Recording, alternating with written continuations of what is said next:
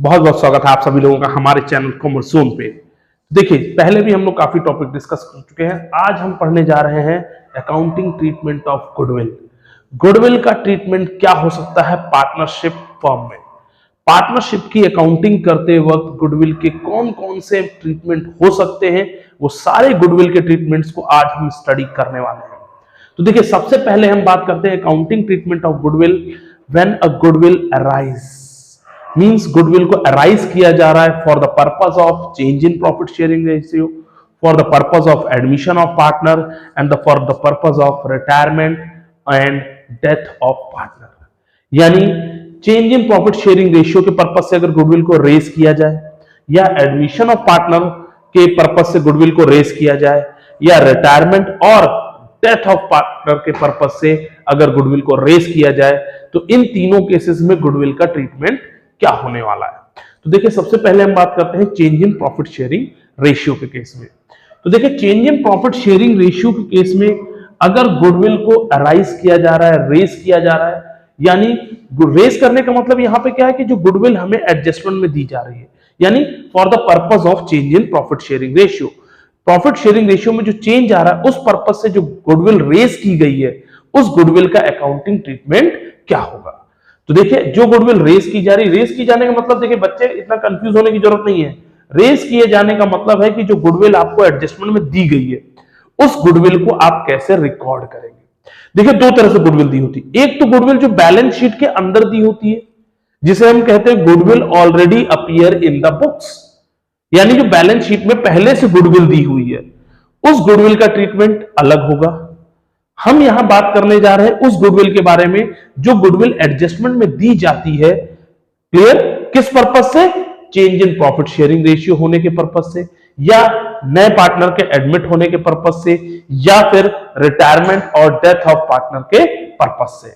जो goodwill rise की जा रही है या रेस की जा रही है या जो एडजस्टमेंट में दी होती है, उसका ट्रीटमेंट हम कैसे करने वाले हैं। तो देखिए, अगर change in profit sharing ratio का केस है, तो यहां पे हम गुडविल को कैसे ट्रीट करते हैं।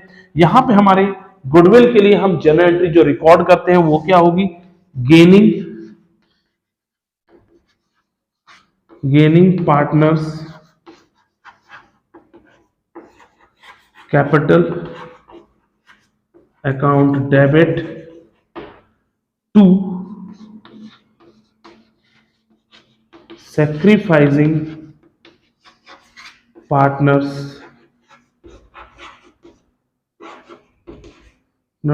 Capital account. ठीक है, अब इसको हम एक एग्जांपल के बेस पे भी समझेंगे। मान लीजिए हमें एक क्वेश्चन गिवन है, ठीक है। उस क्वेश्चन में हमें कह रहा है कि ए, बी एंड सी तीन पार्टनर है, और इन तीनों पार्टनर का जो रेशियो है वो 2:1 है। ठीक, फिर कह रहा है, ये क्या है, ओल्ड रेशियो गिवन है उनका, और उसी क्वेश्चन में कह रहा है कि ये पार्टनर बाद में अपना रेशियो चेंज कर रहे हैं। क्या कर रहे हैं?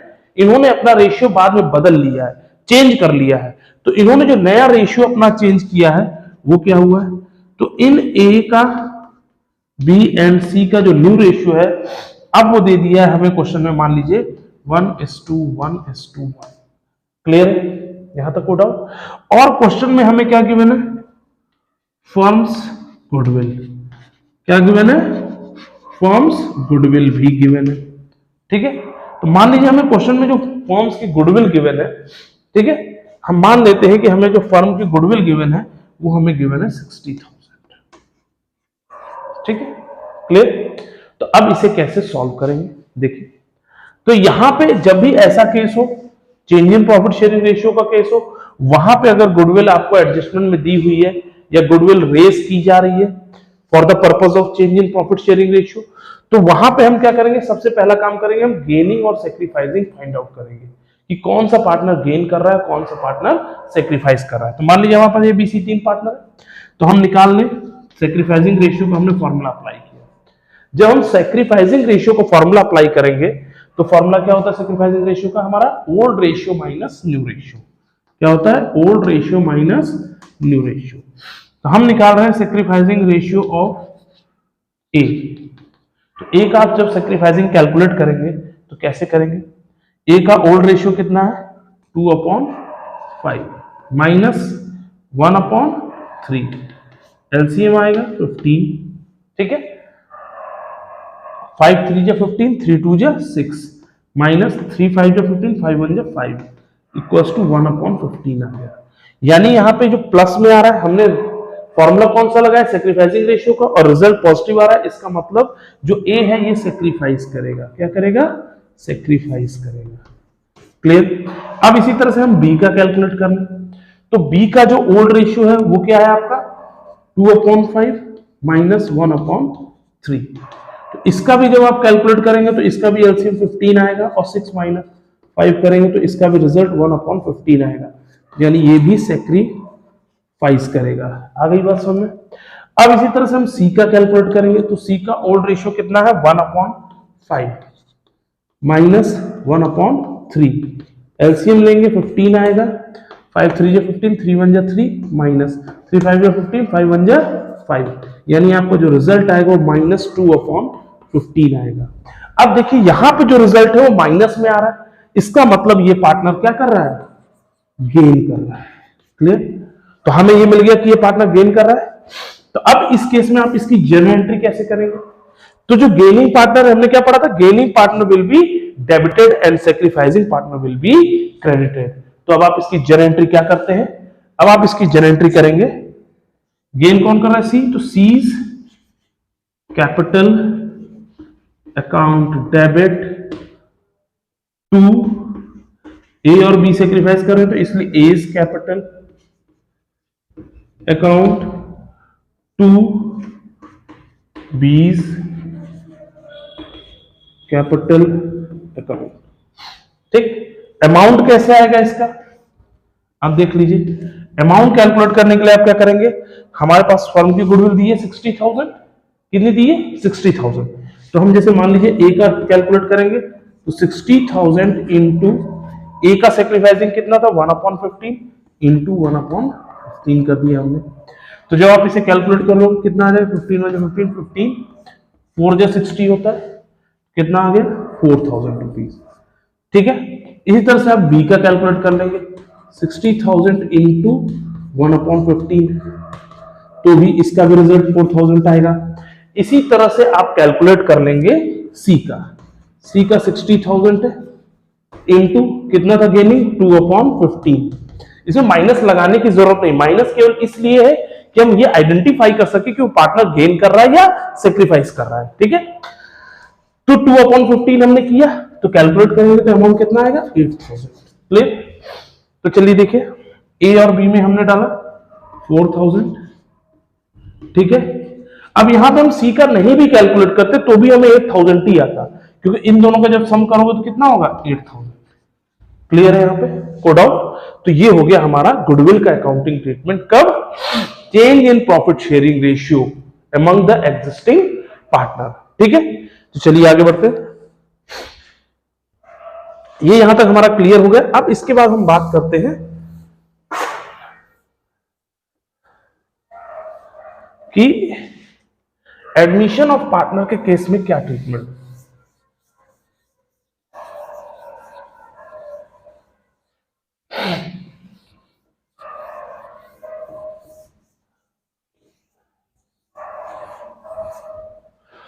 देखिए, पार्टनर के जब एडमिशन की बात करते हैं तो एडमिशन ऑफ पार्टनर में हमारे पास बेसिकली जो पहली कंडीशन है, तीन ही कंडीशन बेसिकली हमारे पास आती है।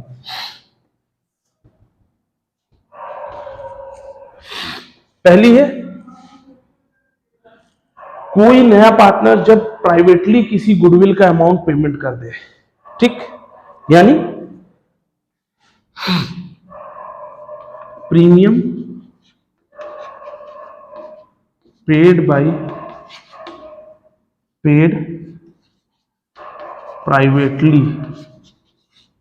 ठीक है, अगर कोई नया पार्टनर जो बिजनेस में एडमिट हो रहा है, वो पार्टनर, प्रीमियम का मतलब यहां क्या है, गुडविल का पैसा। गुडविल का पैसा जब कोई भी पार्टनर कैश में पे करता है तो उसे हम प्रीमियम कहते हैं।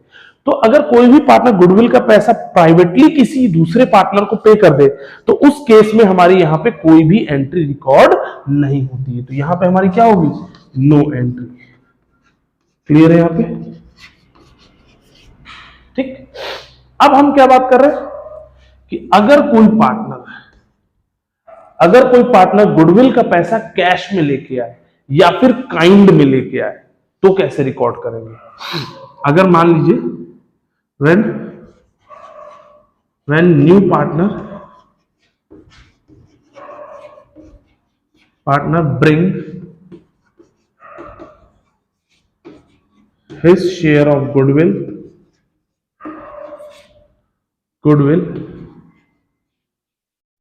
in cash or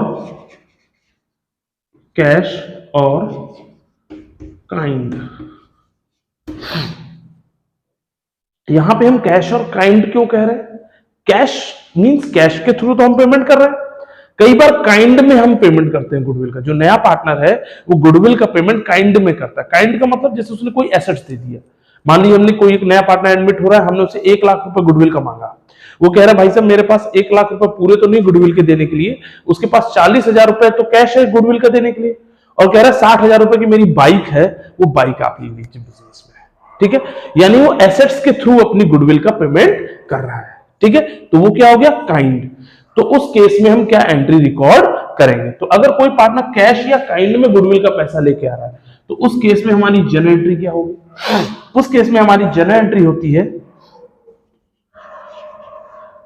cash account debit to premium for goodwill account. ठीक है, क्या होता है? To premium for goodwill account. और क्या होगा? ये तो हो गई आपकी एक एंट्री। ठीक, जब भी नया पार्टनर गुडविल को कैश में लेके आए या काइंड में लेके आए तो उसे हम क्या लिखेंगे? Cash account debit to premium for goodwill. ठीक है, आ गई बात समझ में? तो उसे हम क्या कहेंगे? Cash account debit to premium for goodwill लिखेंगे। अगर कैश में लेके आता है तो उसे हम प्रीमियम से ही रिकॉर्ड करते हैं। अब मान लीजिए वो यहां कैश में भी ला रहा है और काइंड में भी ला रहा है, यानी कुछ एसेट्स लेके आ रहा है, तो हम यहां ऐसा लिख सकते हैं कैश अकाउंट डेबिट। ठीक, हम यहां लिख सकते हैं एक चीज और ऐड कर दें, क्या हो जाएगा? Assets account debit cash account debit to premium for goodwill. ठीक है, मान लीजिए फर्नीचर दे रहा है गुडविल के लिए तो फर्नीचर अकाउंट डेबिट, और कुछ कैश में दे रहा है तो cash account debit to premium for goodwill. Premium for goodwill में दोनों का टोटल आ जाएगा। आ गई बस, क्योंकि गुडविल का वो पैसा तो टोटल उतना ही दे रहा है 1 लाख रुपए, भले उस 1 लाख में 60,000 रुपए का फर्नीचर दे रहा है और 40,000 कैश में दे रहा है। क्लियर है यहाँ पे? तो ये तो पहली एंट्री होगी। तो अभी हमने क्या किया? गुडविल को फर्म ने रिसीव किया है नए पार्टनर से, उसका प्रीमियम का पैसा रिसीव किया, गुडविल का पैसा रिसीव किया, तो ये तो हो गई रिसीव की एंट्री। किसकी हो गई? रिसीव की एंट्री। आ गई बस समझ में? क्लियर? अब हम क्या करेंगे कि ये जो प्रीमियम आया है बिजनेस के पास, ये जो गुडविल का पैसा आया है बिजनेस के पास, इस गुडविल के अमाउंट पे किसका राइट है? किस पार्टनर का अधिकार है?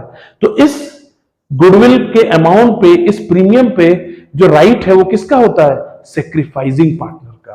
क्योंकि नए पार्टनर को एडमिट करने के लिए जिस पार्टनर ने अपना शेयर सेक्रीफाइस किया है वही पार्टनर उस गुडविल पे अपना राइट शो करता है। यानी वो गुडविल का अमाउंट केवल उसी पार्टनर को दिया जाएगा जिसने नए पार्टनर के लिए अपना शेयर सेक्रीफाइस किया है।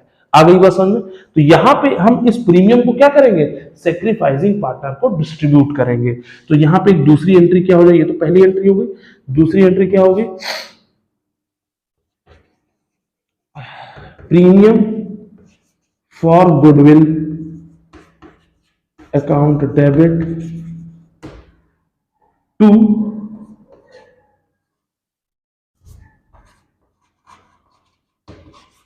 sacrificing partners capital account. Clear है? यहां पे क्या हो जाएगा? To sacrificing partners capital account. यानी जो पार्टनर सेक्रीफाइस कर रहे हैं केवल उन्हीं को उसको प्रीमियम का या गुडविल का पैसा दिया जाएगा जिन्होंने नए पार्टनर के लिए अपना शेयर सेक्रीफाइस किया है। अगर दोनों पार्टनर सेक्रीफाइस करेंगे तो दोनों को दिया जाएगा, सेक्रीफाइसिंग रेशियो बांटा जाएगा।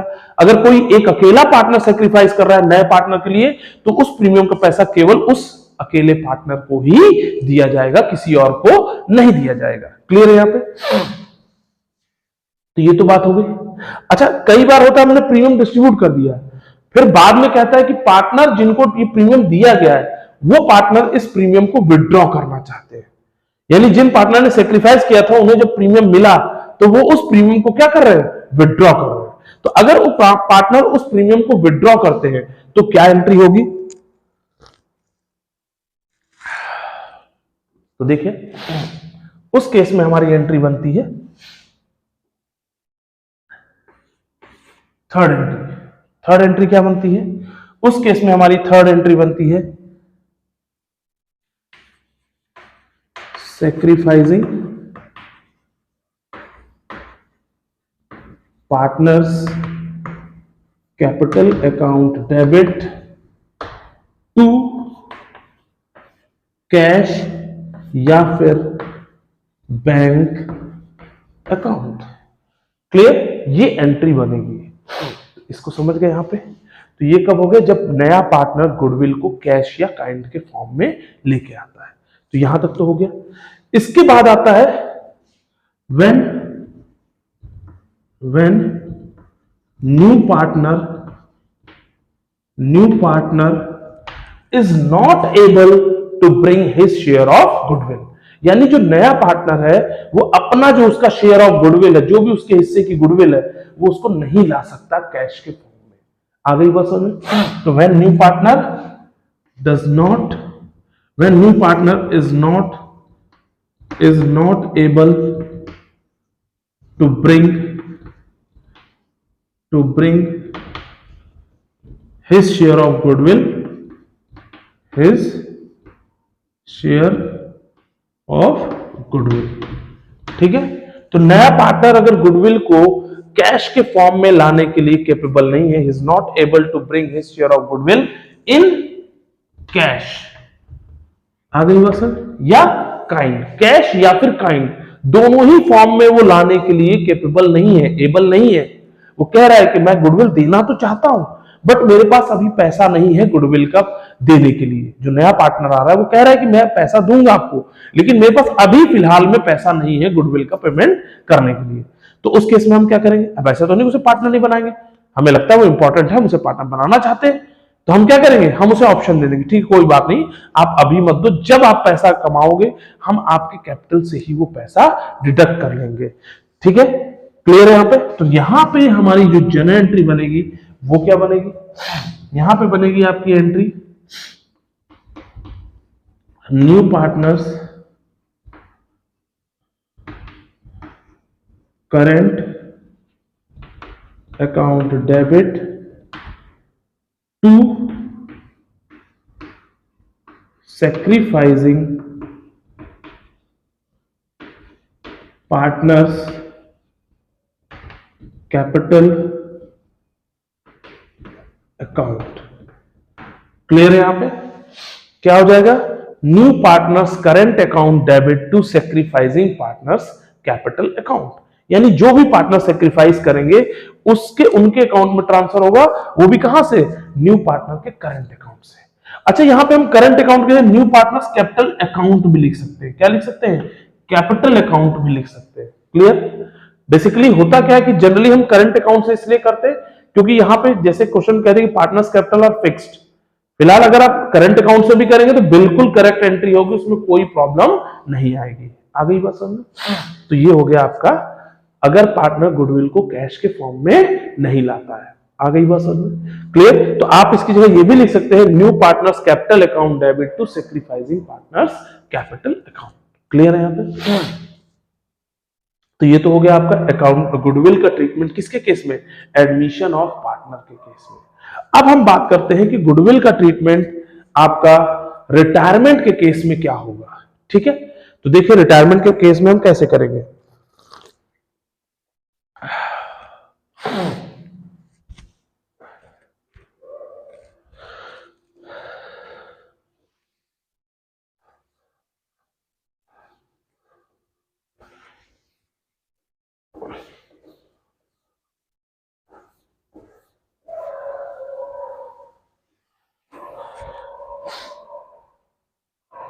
देखिए रिटायरमेंट के केस हो या डेथ का केस, दोनों में ही सेम एंट्री है। ठीक है, रिटायरमेंट हो या डेथ का केस, दोनों के लिए जनरल एंट्री सेम है। क्या है, देखिए डेथ और रिटायरमेंट के केस में क्या होता है कि जो पार्टनर रिटायर हो रहा होता है, ठीक है, उसके रिटायर होने की वजह से जो पुराने बचे पार्टनर है, जो रिमेनिंग पार्टनर है, वो लोग, उन लोगों के प्रॉफिट में क्या होता है, गेन होता है। क्या होता है, गेन होता है। तो यार भाई सिंपल सी बात है, जब कोई नया पार्टनर बिजनेस में एडमिट हुआ था तो हमने उससे गुडविल का पैसा लिया था, और अब वो अगर बिजनेस को छोड़ के जा रहा है तो हमें उसके गुडविल का पैसा देना होगा रिटायरिंग पार्टनर को। तो अब बात आती है उस रिटायरिंग पार्टनर को गुडविल का पैसा देगा कौन? तो देगा कौन? जो पार्टनर गेन कर रहे हैं प्रॉफिट में, जिनका प्रॉफिट शेयरिंग रेशियो में गेन हो रहा है, जिनके प्रॉफिट शेयरिंग में गेन हो रहा है, वही पार्टनर रिटायरिंग पार्टनर को गुडविल का अमाउंट पे करेंगे। उसका जो भी शेयर ऑफ गुडविल होगा रिटायरिंग पार्टनर का, वो कौन पे करेगा? गेनिंग पार्टनर, जो पार्टनर गेन कर रहे हैं पार्टनर के रिटायर होने पे। आ गई बात समझ में? तो इसलिए यहां पे जो जनरल एंट्री बनती है वो क्या बनती है? Gaining partners capital account debit to retiring partners capital account. Clear है? यहां पे जो भी पार्टनर रिटायर हो रहा है उसको हम ये अमाउंट पे करेंगे। आ गई बात समझ में? यानी gaining partner will pay, gaining partners की कैपिटल से एडजस्ट करके हम किसको पे करेंगे? रिटायरिंग पार्टनर को गुडविल का अमाउंट। क्लियर है यहां पे? तो ये किस केस में हो गया? रिटायरमेंट या फिर डेथ ऑफ पार्टनर, दोनों के केस में यही सेम एंट्री रिकॉर्ड होगी। इसमें कोई बहुत बड़ी प्रॉब्लम की बात नहीं है। यहां तक कोई डाउट है? जैसे मान लीजिए हमारे पास तीन पार्टनर ए, बी एंड सी, तीन पार्टनर है। अब इसमें कह रहा है कि जो हमारा सी है वो रिटायर हो रहा है। कौन रिटायर हो रहा है? सी रिटायर हो रहा है। ठीक है, अब अगर सी रिटायर हो रहा है तो आपकी क्या होगी गुडविल का ट्रीटमेंट? भाई जो भी फर्म की गुडविल दी होगी, क्वेश्चन में आपको फर्म की गुडविल गिवन होती है, तो फर्म की गुडविल में से हम क्या करेंगे? जो सी रिटायरिंग पार्टनर है उसकी गुडविल को कैलकुलेट कर लेंगे। ठीक है, और उस गुडविल को ही हम ए और बी, जो बचे हुए पार्टनर है, जो बचा हुआ पार्टनर वही गेन करेगा, कोई और तो गेन करेगा नहीं। ठीक है, अदरवाइज हम गेनिंग, अगर न्यू रेशियो दिया होगा तो हम गेनिंग कैलकुलेट कर लेंगे, न्यू नहीं दिया है तो जो रिटायरिंग पार्टनर उसे हटा देंगे, जो बचेगा वही गेनिंग होगा। ठीक, तो यहां पे क्या करेंगे? यहां पे जनरल एंट्री क्या बन जाएगी? गेन कौन कर रहा है? ए और बी। तो क्या एंट्री बनेगी? A's capital account debit, B's capital account debit to C's capital account. Clear है यहां पे? यहां तक कोई डाउट? मान लीजिए हमें क्वेश्चन में दे दिया रेशियो 2:3:1। ठीक, और हमें फर्म की गुडविल भी दे दी। क्या दे दिया? Firms goodwill. मान लीजिए हमें फर्म गुडविल दे दिया 60,000। कितना दे दिया? 60,000। तो अब यहां पे रिटायर कौन हो रहा है? सी। तो हम पहले सी का शेयर ऑफ गुडविल निकाला, तो सीज गुडविल कितना आएगा? C's goodwill equals to 60,000 into C का शेयर कितना है? 1/6। तो हमने कैलकुलेट किया, कितना है? 10,000 रुपीज। ठीक है, अब यहां पे बचा कौन है? A and B. तो ए और बी जो बचे हुए हैं उनका गेनिंग रेशियो क्या हो जाएगा?